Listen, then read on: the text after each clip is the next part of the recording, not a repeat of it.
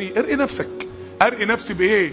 الرؤيه بتاعتك وبتاعت عيالك كمان لو عندك عيال صغيره. اعيذك، حط ايدك على راس ابنك كده، اعيذك بكلمات الله التامه من كل شيطان وايه همه. يعني ايه همه؟ حد هم انه يعمل فيها مصيبه، خلاص خد قرار انه يعمل فيا عمله بس لسه ما نفذش.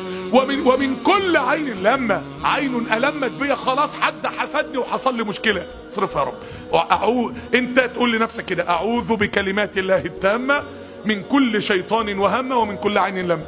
عم الشيخ مش لاحق احفظ منك حاجه، قل هو الله احد المعصيين.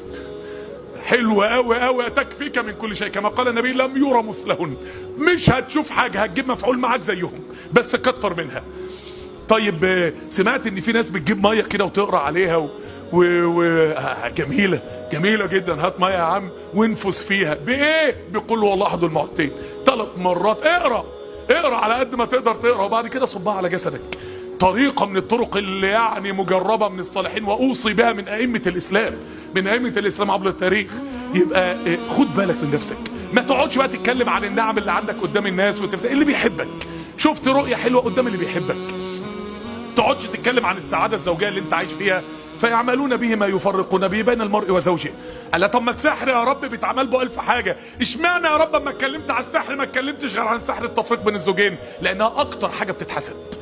فيش حاجه بتتحسد زي انت ومراتك ماشيين في الشارع قاعدين تضحكوا مع بعض يعني استعينوا على انجاح حوائجكم بالكتمان فان كل ذي نعمه محسود.